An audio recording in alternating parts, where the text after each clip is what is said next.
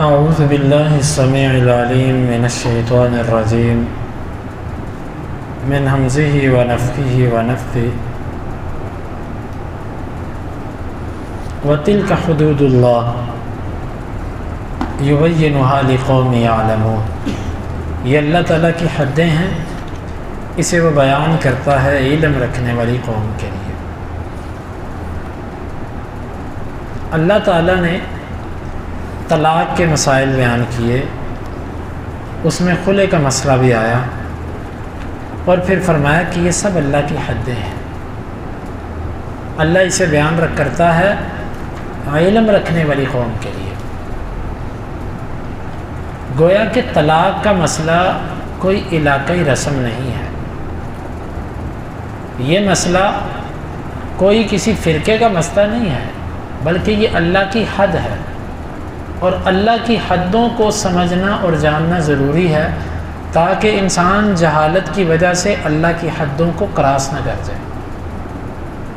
لوگ کہتے ہیں کہ مجھے پتہ نہیں تھا، یہ انتہائی کمزور بات ہے۔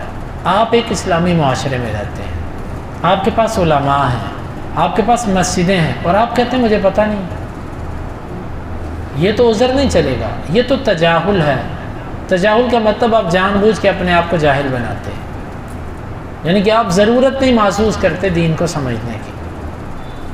ایک آدمی کو، ایک مسلمان کو چاہیے کہ جب وہ نکاح کی تیاری کرتا ہے تو وہ طلاق کے مسائل کو بھی سمجھے کہ کن کن چیزوں سے طلاق واقع ہوتی ہے اور کن کن چیزوں سے خرابی واقع ہوتی ہے، پھر اس کے احکامات کیا ہیں، پھر اس کی عدت کیا ہے۔ میرے پاس ایسے بہت سارے معاملات آئے کہ طلاق ہو چکی ہے 3 دفعہ، اب کیا ہے؟ کہتے جی مجھے پتہ نہیں تھا، میں سمجھتا تھا کہ 3 دفعہ جب کہیں تو پھر طلاق ہوتی ہے، تو میں نے 1 دفعہ بس کہتا تھا ڈرانے کے لیے، تو مجھے تھا کہ 3 دفعہ کہوں گا تو طلاق ہوگی۔ اب یہ دیکھیں کہ کس قدر جہالت۔ تمہیں کس نے کہا کہ 3 دفعہ سے طلاق ہوتی ہے؟ کہاں سے سنا تم نے؟ کسی عالم نے بھی یہ مسئلہ نہیں بیان کیا ہوا۔ عالم کسی بھی مکتب فکر کا ہو، کوئی جاہل سے جاہل بھی کیوں نہ ہو، جس کو 2 لفظ بھی آتے ہوں گے، وہ بھی آپ کو یہ بات کہے گا کہ 1 دفعہ کہنے سے بھی طلاق ہو جاتی ہے، 3 دفعہ کہنے سے طلاق ہوتی ہے۔ مسئلہ کس نے بیان کیا؟ صرف اپنے ذہن کے اندر ایک بات ہے، اسے پکڑا ہوا ہے۔ اور اسی طرح پھر طلاق کی عدت کیا ہے، طلاق کس موقع پر دینی ہے، کیونکہ یہ اللہ تعالیٰ کی حدیں ہیں، ان حدوں سے آگے نہیں جانا۔ اور پھر والدین کو بھی سمجھنا چاہیے کہ ہم اپنی بیٹی کا اگر نکاح کر رہے ہیں تو ہمارے لیے احکامات کیا ہیں۔ مثلا ہماری بیٹی کو اگر خامند اس کے نے طلاق دی تو ہم اس کو عدت کے دوران کہاں رکھیں گے؟ وہ عدت کہاں گزارے گی؟ اگر اس کا خامند یہ چاہے کہ میں اس کو طلاق دے کے رجوع کرنا چاہتا ہوں تو کیا ہمارا کچھ اختیار ہے؟ یہاں پر تو ہم سب کو اپنی غیرت پکڑ لیتی ہے۔ ہم کہتے ہیں کہ تم نے 1 دفعہ ہماری بیٹی کو طلاق دی، اب تیرا باپ بھی آ جائے تو ہم بیٹی تیرے ساتھ نہیں بھیجیں گے۔ وہ کہتا ہے میں رجوع کرنا چاہتا ہوں، چل بھاگ، تو رجوع کرنا چاہتا ہے، حالانکہ اللہ تعالیٰ کا حکم ہے۔ اگر وہ عدت کے دوران رجوع کرنا چاہتا ہے تو کوئی طاقت اس کو روک نہیں سکتی۔ ہاں اگر ہمیں یہ پتا ہے کہ یہ رجوع کر کے یہ اس کو مارنا چاہتا ہے، اس کو ضرر پہنچانے کے لیے رجوع کر رہا ہے، پھر وہ ایک الگ چیز ہے۔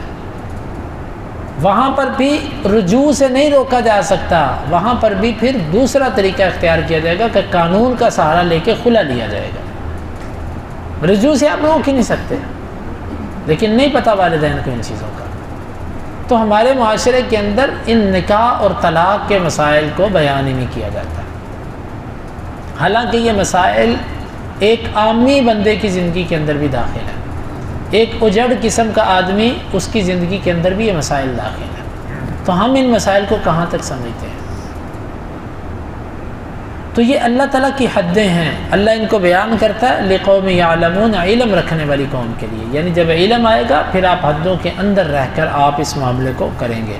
تو اگلے والی آیت میں اللہ رب العالمین نے اسی مسئلے کو ذرا مزید آگے بیان کیا ہے، تو انشاءاللہ اس پر گفتگو ہم کل کے درس میں کریں گے۔ اللہ تعالیٰ سے دعا ہے اللہ تعالیٰ ہمیں اس کو سمجھنے کی اور عمل کی توفیق عطا فرمائے۔